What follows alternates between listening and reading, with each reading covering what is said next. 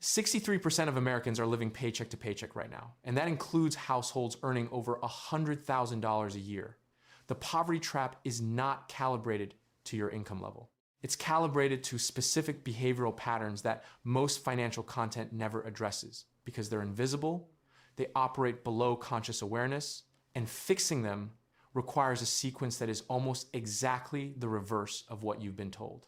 By the end of this video, you'll have the architecture of the trap and the precise operational sequence to break out of it. And I mean precise, in a specific order, because the order is the variable that determines whether you escape or burn up on re-entry.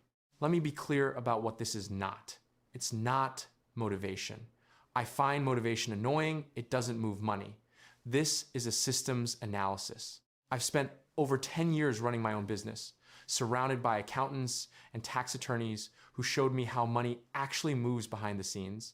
And I have multiple hundreds of thousands of dollars deployed in real assets. So when I walk you through the sequence, I'm reading from a set of results, not a self-help book. The people who fail to escape low income almost always fail, not because they're lazy or uninformed, but because they execute the right moves in the wrong order. You don't get partial credit in orbital mechanics. By the way, I built a free early retirement calculator because most online tools are mathematically wrong.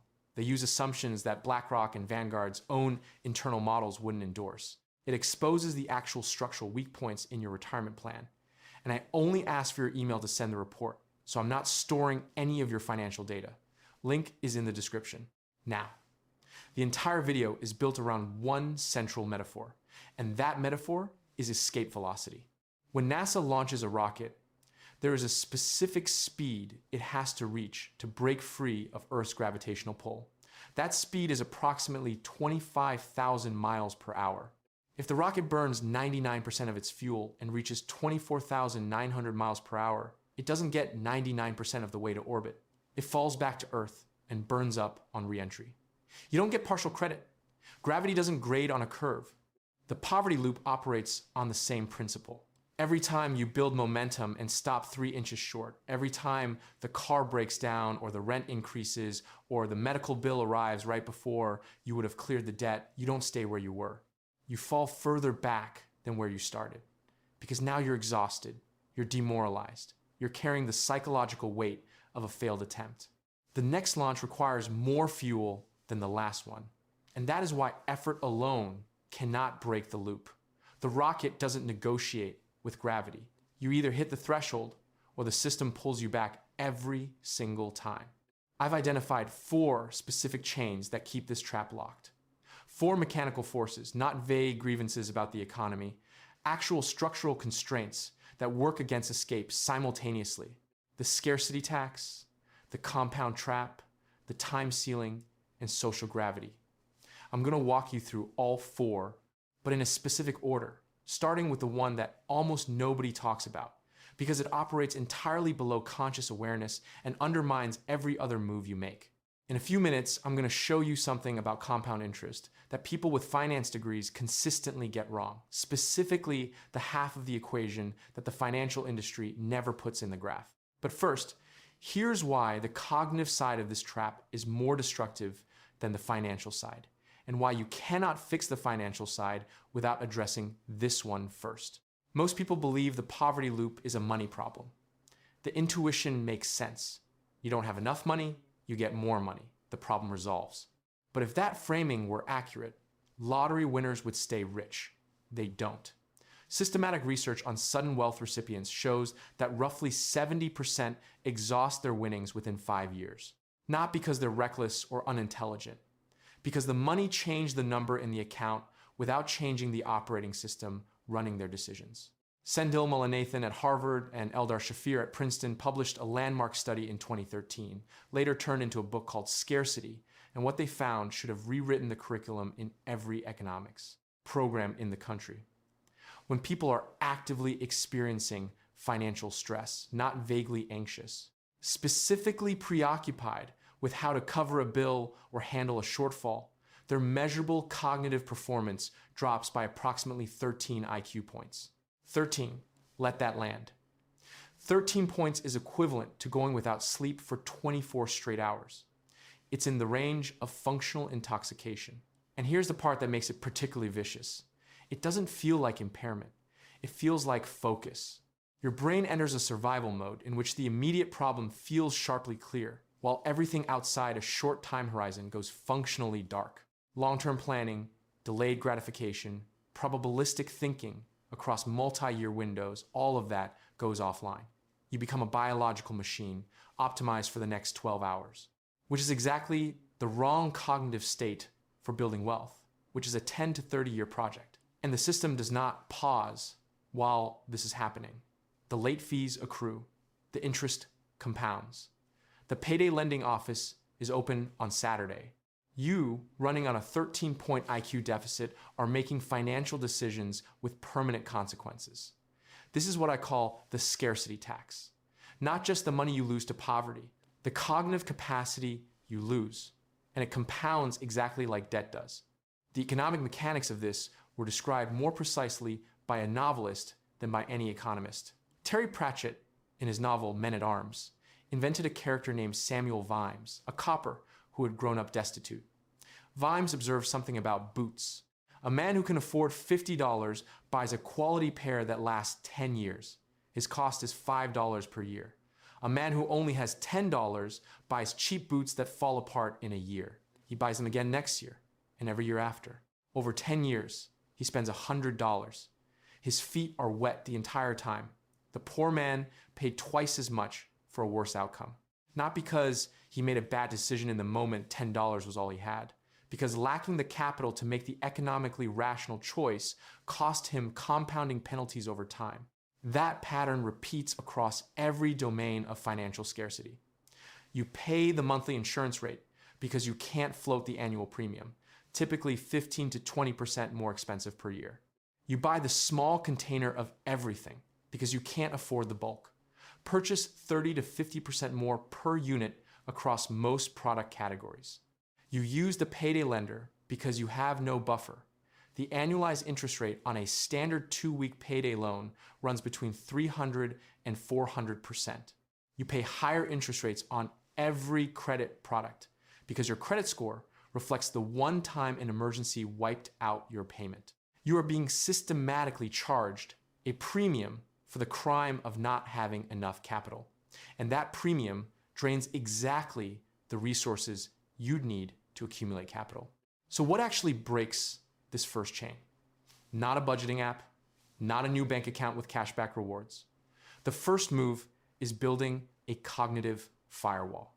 $1,000, not invested, not mixed into your checking account in a completely separate savings account that you treat as permanently inaccessible except for a genuine emergency. Because the moment the car breaks down and you have $1,000 sitting there, the car breaking down is an inconvenience, not a crisis. Not a 13-point IQ drop at exactly the moment you need to think clearly. An inconvenience. That $1,000 purchases something more valuable than the return you'd get investing it. It purchases cognitive bandwidth. It restores your planning capacity. It lets you sleep. Most people skip this step. They find it unglamorous. They want to invest. They want to build something. And they end up pouring concrete on a swamp. 6 months in, something ordinary happens. They're back to zero, more demoralized than before, and the next launch costs more fuel than the last one. The rocket never hits escape velocity because the launch pad is unstable every single time. Now this is where it gets really interesting. You've been sold an incomplete version of compound interest. And the version you've been sold is specifically the one that doesn't create urgency around the downside. Let me give you the complete picture. The version everyone knows. If you invest $10,000 at 7% annually and leave it alone for 40 years, you end up with approximately $149,000. You put in $10,000. The math did the rest. Here's the version that doesn't get the friendly graph. If you carry $5,000 in credit card debt at 22% interest, which is near the national average annual percentage rate as of 2025, and you make only minimum payments, you will pay approximately $14,000 in interest over the life of that debt. You contributed nothing. The bank extracted $14,000 from your future. Same compound mechanics, opposite direction. And while the index fund is slowly building in one account, the credit card is quietly doing more damage per dollar than the fund is doing good. The meter is running the wrong direction, without drama, without notifications, every night. Here is a number that genuinely unsettled me when I first worked it out. A single 1% difference in annual fees on a $100,000 investment over 30 years represents approximately $187,000 in lost compounding. Not 1% of your returns. $187,000 more than your original investment gone to fees your broker describes as minimal. Vanguard's total stock market index fund charges 0.03% annually. The average actively managed mutual fund charges between 0.5 and 1%. Those actively managed funds also underperform the index over 10+ year periods, roughly 80 to 90% of the time, depending on the measurement window. You pay more, you get less. The gap compounds. The wealthy are not fundamentally different from you in intelligence or work ethic. The structural difference is more basic. They are on the right side of compound interest. Their money generates fractions of fractions that become hundreds of thousands over 30 years. Your debt does the exact same thing in reverse, quietly, every night, without asking your permission.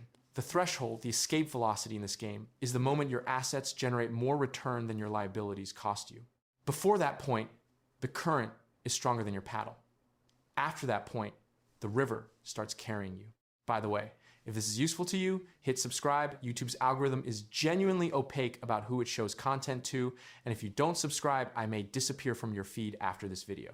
Now let me introduce someone. I'll call him Marcus. The specific details are changed, but the pattern is one I've seen often enough to recognize on sight. Marcus is 38, making $42,000 a year as a logistics coordinator outside Cincinnati. Smart, reads, pays close attention. About 6 years ago, Marcus got serious. He paid off a credit card, he saved up $3,000, he started putting $150 a month into his company's 401k. By every conventional benchmark, he was doing everything right. He was building the rocket. Then his transmission died.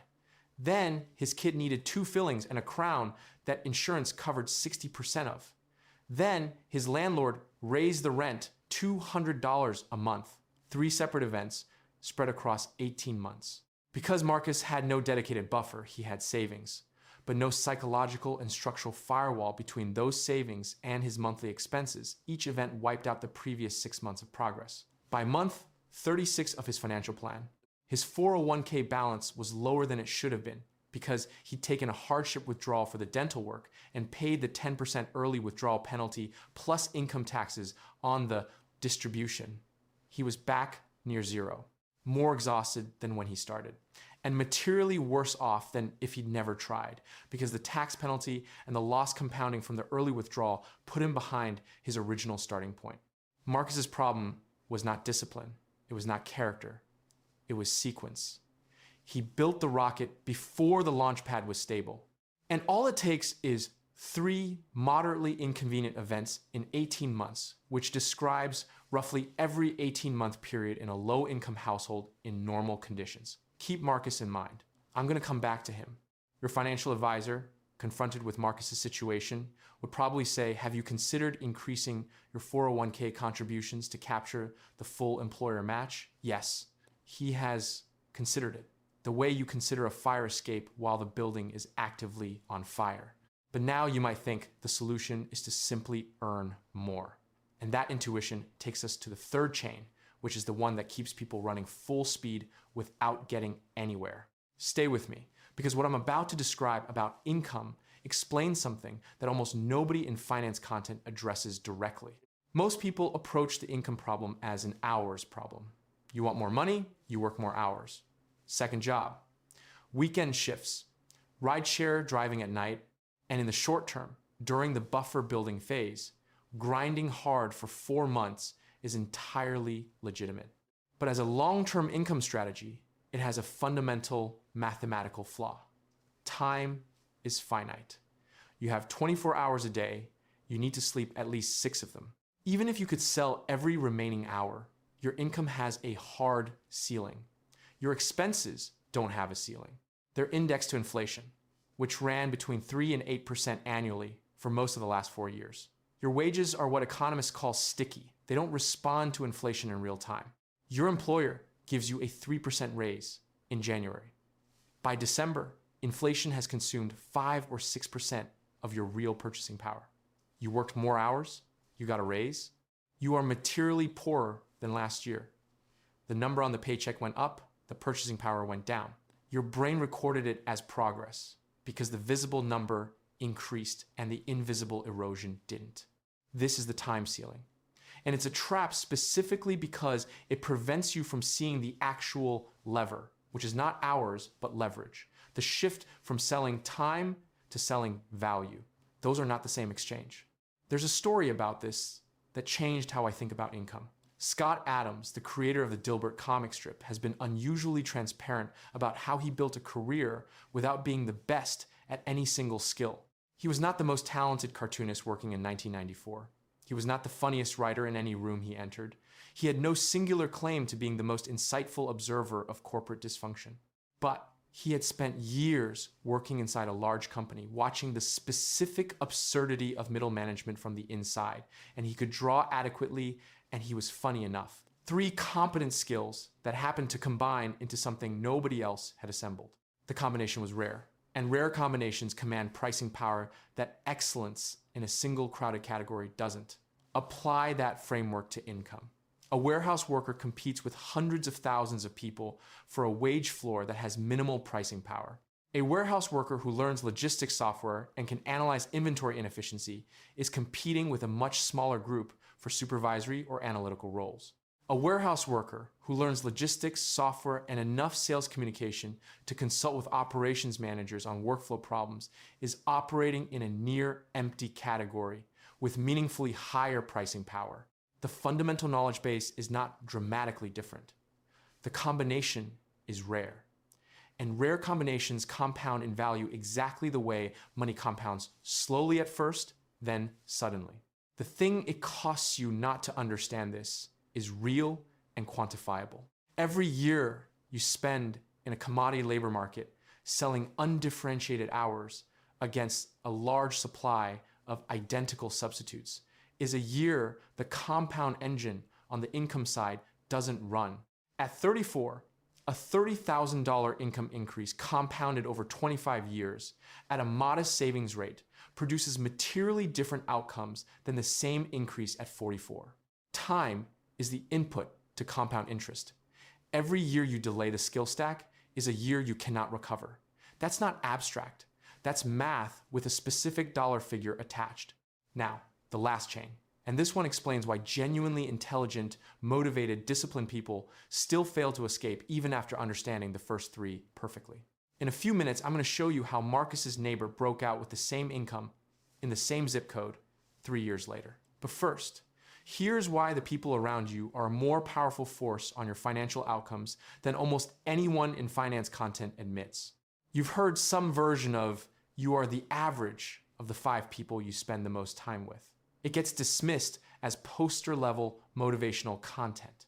But the neuroscience under it is harder to argue with than the dismissal suggests. Human beings have mirror neurons, neural circuits that fire not when you perform an action, but when you observe someone else performing one. Your brain does not cleanly separate observed behavior from your own behavioral baseline.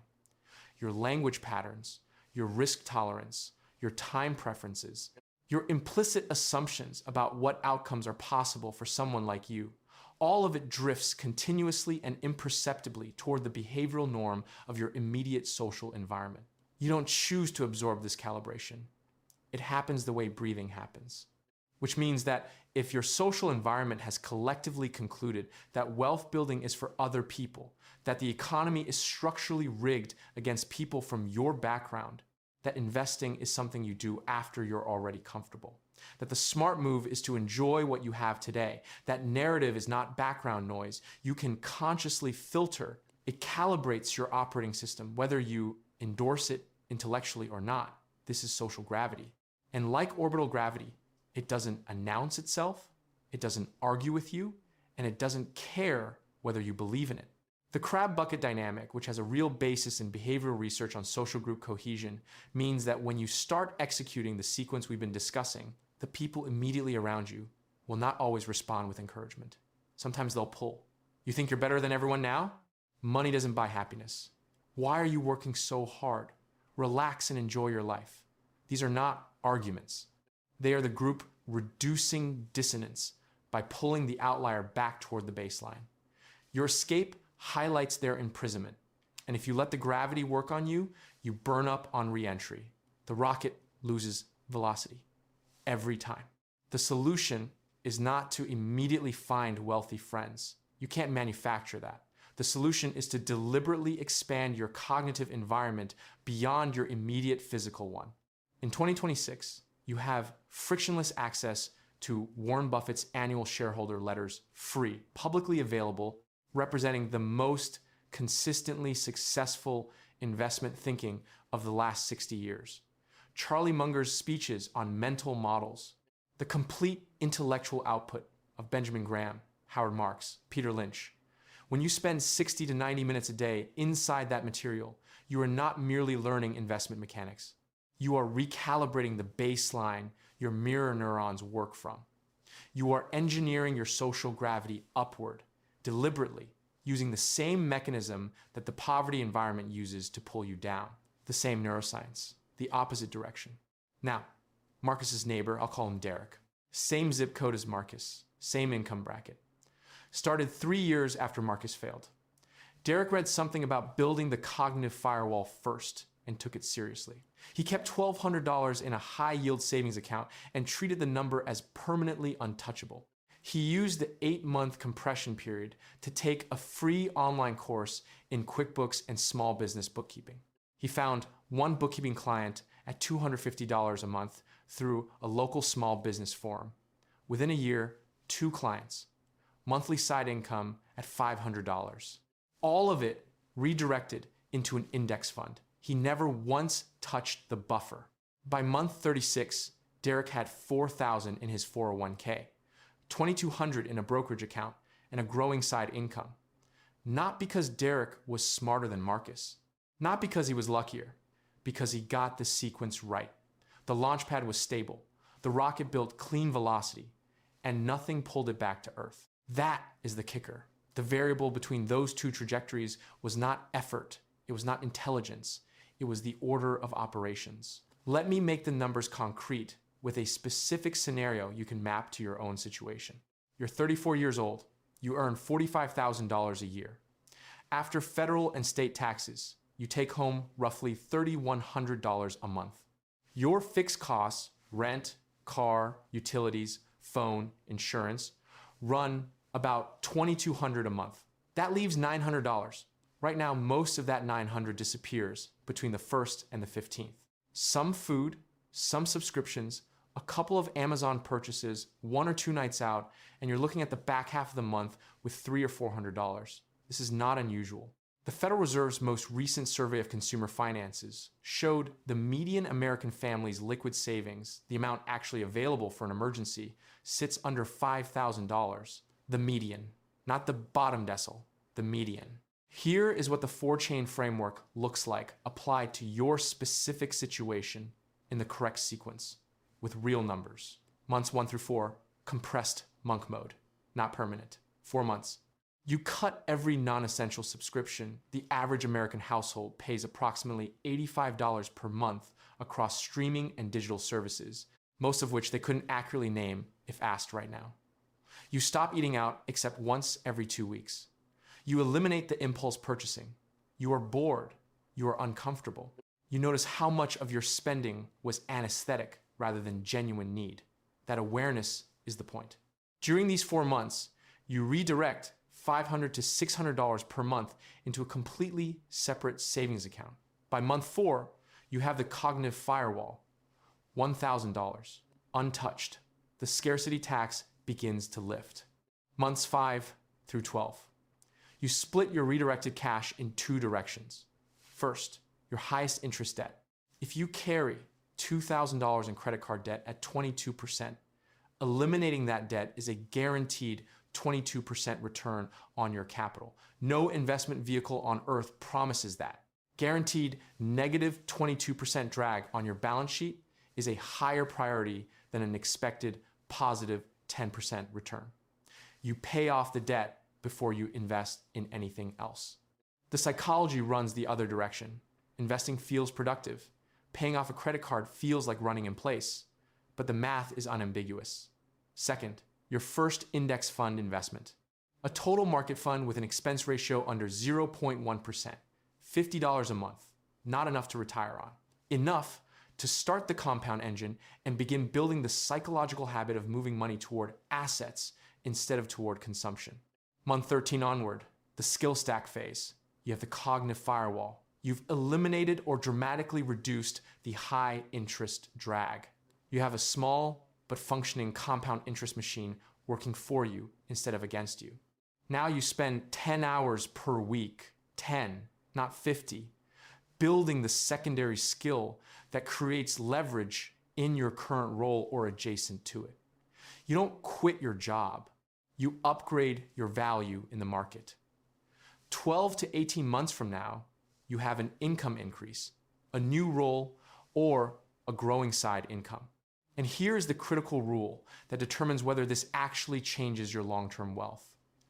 Every dollar of that income increase goes to the index fund before it touches your lifestyle. Not sometimes, every time. Automatically before you make a spending decision. Lifestyle inflation, the nearly universal pattern of spending rising to match income, is the reason that salary increases don't change long-term wealth outcomes for most people. You prevent it by making the rule mechanical. Here's what this produces over time at a conservative pace. Starting with $50 a month in the index fund from month 5, increasing to $180 a month after the income increase at roughly month 20. At the S&P 500's historical average return of approximately 10% annually, and you're looking at around $65,000 to $70,000 in that account after 15 years from those contributions alone, not counting the 401k, not counting any employer match, not counting future income increases. Add those components and you're materially over $100,000 in investable assets by your late 40s. That is not an impressive number compared to someone who started at 22 with advantages you didn't have. But it is escape velocity. It is the threshold. The gravitational pull is broken. The rocket cleared the atmosphere.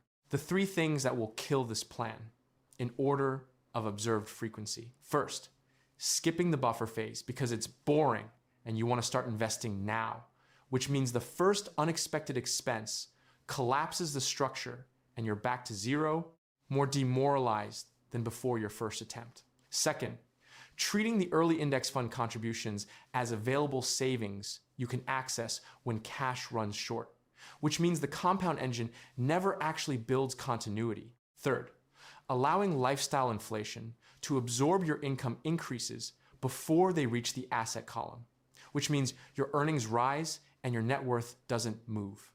These are not moral failings. They are predictable responses to the same incentive architecture that built the poverty loop. You are not broken. The game is designed to trigger these exact responses. Understanding the design is how you route around it. Some 24-year-old on Instagram is right now showing you a rented sports car and offering to teach you how to build generational wealth for $1,197. He has 19,000 followers and excellent lighting. I've been running real money through real markets for over a decade, and I can tell you that nothing I've ever done that actually worked involved a rented car. Now, let's close the loop. We open with escape velocity, the principle that partial effort in a gravitational system doesn't produce partial results. It produces re-entry and burnout. The trap is designed so that 99% effort is indistinguishable from 0% effort. Because until you cross the threshold, you're still inside the gravitational field. This is why people who work harder and do more and try repeatedly still end up back at zero. It's not a character failure. It's physics.